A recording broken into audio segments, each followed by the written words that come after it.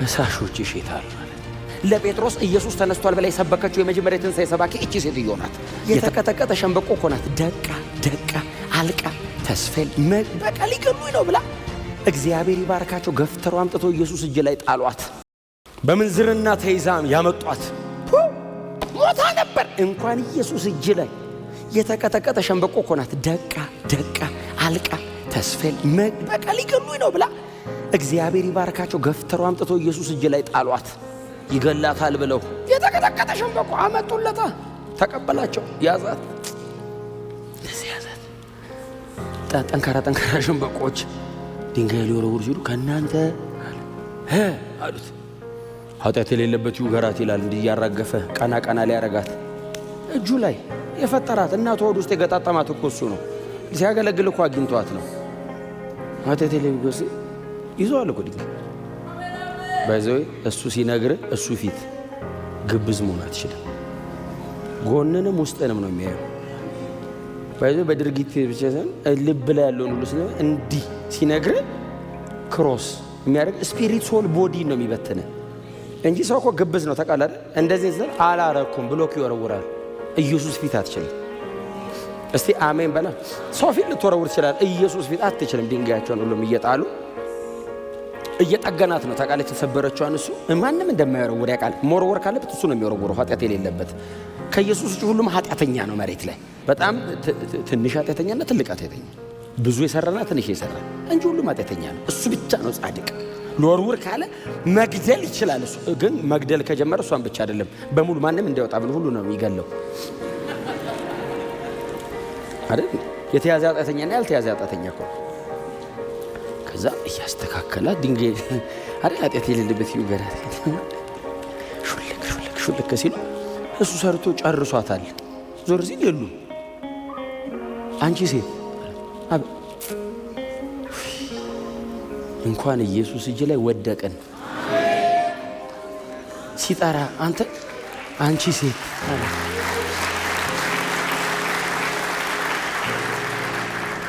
የተቀጠቀጠ ሸንበቆ እንደማይሰብርም ታውቁ። አንቺ ኃጢአተኛ ብሎ አልጀመረም።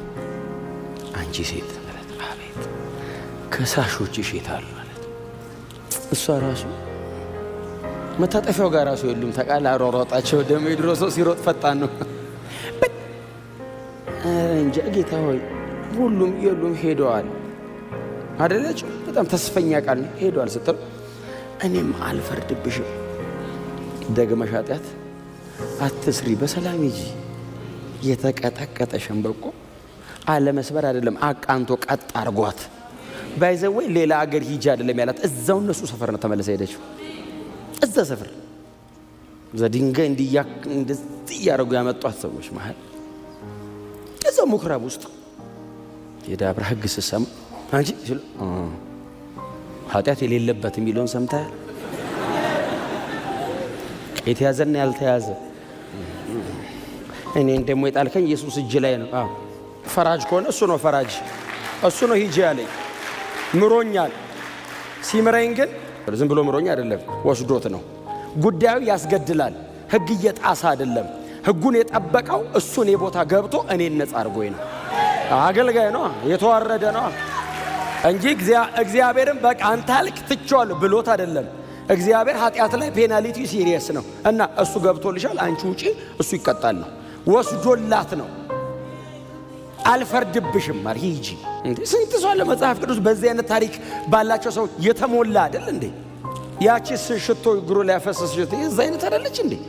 ሮጣ መታኩ ሽቶ ይዛ ስገባ እግሩ ላይ ስደ ምንድነው ያሉት? እዛ የተሰበሰቡት ፈሪሳውያን ደግሞ ይላቸዋል እኮ አሁን ይሄ ሰውዬ እንደው በእውነት ትክክለኛ ሰው ቢሆናች ሴት ማን እንደሆነች አያውቅም።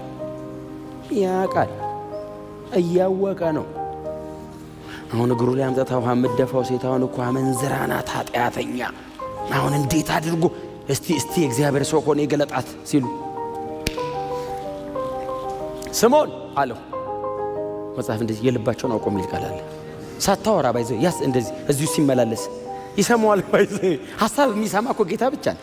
ሐሳብ ይሰማል። ታውቃለህ፣ እኛ እኮ የተወራ ራሱ እኮ አይገባንም።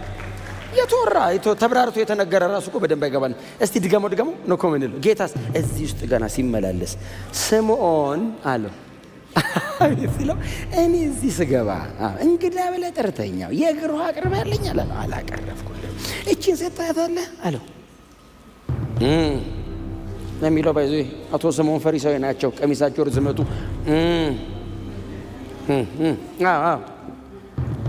ከገባሁበት ሰዓት ጀምራ እግሬን በሽቶ እያጠበች በእንባዋ እያራሰች በፀጉሯ እያበሰች ብዙ ይቅር የተባለ ብዙ ያደርጋል። ካንተ በላይ እሷን ነክቻታለሁ። ስላላወቅኳት አይደለም ምሪያት። እስቲ አሜን በሉ።